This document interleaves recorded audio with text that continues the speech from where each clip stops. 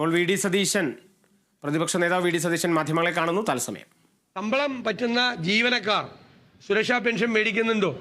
അവരുടെ സോഫ്റ്റ്വെയർ ഉണ്ട്, സ്പാർക്കിൻ്റെ social security പെൻഷൻ്റെ software ഉണ്ട്, സേവന കമ്പയർ ചെയ്ത് നോക്കിയാൽ അപ്പം അറിയാൻ പറ്റും. അപ്പോൾ നൂറുകണക്കിന് ആളുകൾ മേടിക്കുന്നുണ്ട്. ഇപ്പോൾ ഗവൺമെൻറ് അവരെ രക്ഷപ്പെടുത്താനുള്ള ശ്രമമാണ്. സർക്കാരിൻ്റെ ശമ്പളം കൈപ്പറ്റിയിട്ട് അതേ സമയത്ത് ഈ സാമൂഹ്യ സുരക്ഷാ പെൻഷൻ മേടിക്കുക എന്ന് പറയുന്നത് ഗുരുതരമായ കുറ്റകൃത്യമാണ്. ആ കുറ്റകൃത്യം നടത്തിയ ആളുകളെ സംരക്ഷിക്കാനാണ് ഗവൺമെൻറ് ശ്രമിക്കുന്നത്.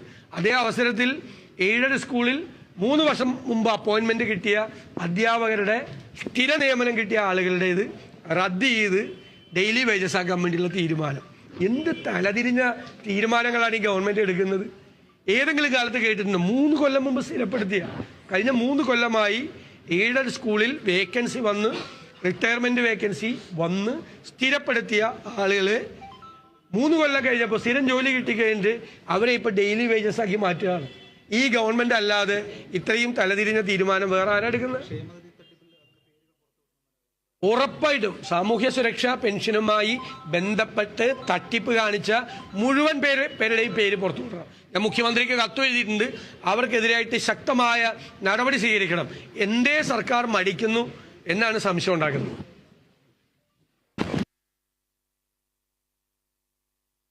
വി ഡി സതീശൻ, പ്രതിപക്ഷ നേതാവ്, മാധ്യമങ്ങളെ കാണുകയായിരുന്നു. ക്ഷേമ പെൻഷൻ തട്ടിപ്പുമായി ബന്ധപ്പെട്ടുള്ള നടപടികൾ അത് തീർച്ചയായും വേഗത്തിലാക്കണം.